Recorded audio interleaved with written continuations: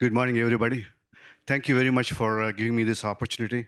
I must apologize to Patrick and Marcus. I had to send my slides very late because I was traveling out of country. Sorry about that. So today I'm going to talk to you about a small molecule that we discovered and how this plays an important role in suppressing breast cancer progression.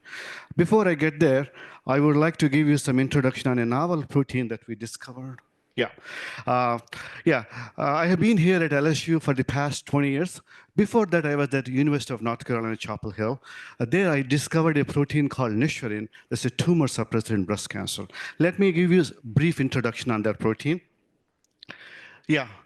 So this is a large protein. It binds to alpha-5 integrin. The overexpression of this protein inhibits cell migration, cell invasion, and also tumor progression, especially breast cancer. So interesting part of this is this protein is highly expressed in normal breast, but it's not expressed in highly invasive breast cancer tissue. Suppose if you take a patient sample, normal breast and a cancer tissue, it is there in normal breast, but not in the cancer tissue. So something is happening during the switch. Now we are trying to see how we can activate this gene or protein.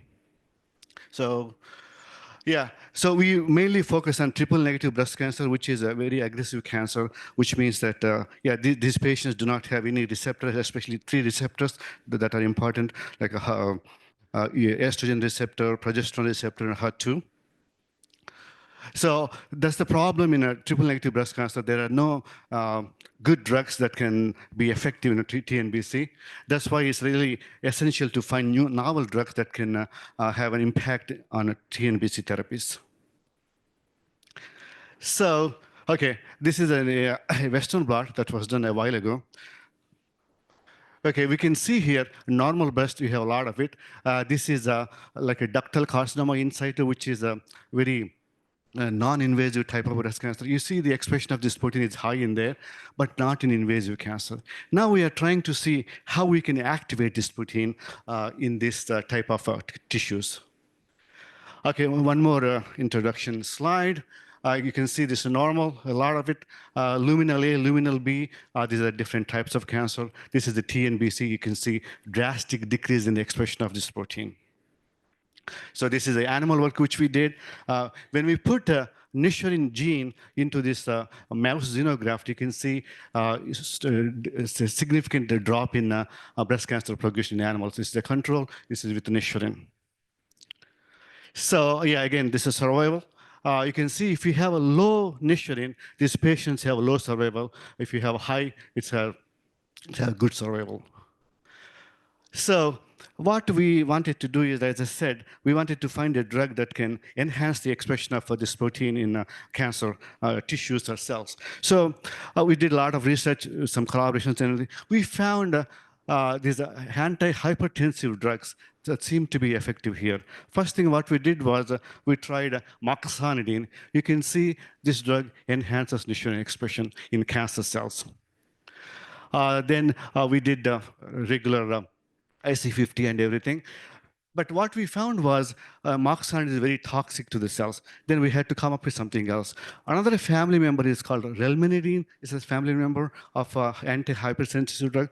We tested that one. So this one also works really well. It's less toxic compared to moxonidine. This was coming from a collaboration with a group from Serbia. In fact, I went there to talk to her a while back. She was very nice, and they shared a lot of data with us. Based on that, we were able to test this relminidine drug. So here, okay, relminidine is good, but still, this one works only at higher doses. We wanted to find a drug that works in lower doses. For that, we have a collaboration with a group at the University of New Orleans, a chemist. He was able to create a compound similar to relminidine, but it's much more effective than relminidine. That is called DP120. You see here, this is relminidine, DP120. See, this is very, very effective compared to relminidine. Also less toxic. So our goal is to activate this protein in cancer cells.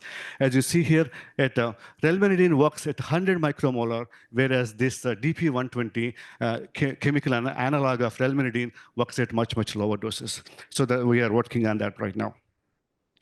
So just to summarize, this DP120, a drug which is less toxic than relmenidine and moxonidine, IC50 is very, very low. We tested in multiple cell lines. Does not work in normal cell, normal blood cell. That's what we want, right? You should not be killing normal cells. You should be killing only cancer cells. That's what's happening there also. I mean, I don't have time to show you all the data. Also, we collaborated with a computer modeling guy. He showed us that this DP120 binds very strongly with insulin compared to relmenidine and amoxonidine. So yeah, to conclude this, collaborators. So he's the one who made us this analog for relmenidine. He's the guy who did work. Also, he did a lot of work in the past. We have a lot of support from LSU School of Medicine, also foundation from Fred Zebra's family. Thank you. Any questions? I have a question. Yeah. What's the next key experiment you're looking to do?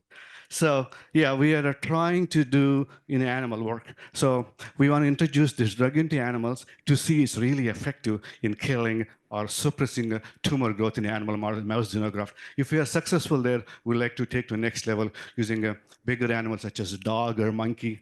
If we are successful there, it's a long way to go. Got it. Thank you. Anyone else? Yeah.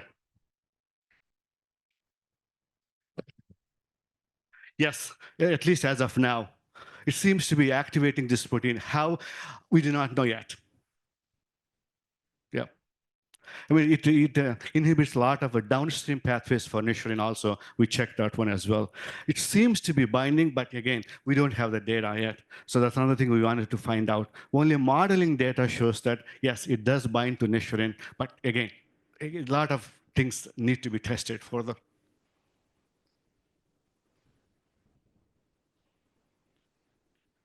All right, great. Thanks. Sure.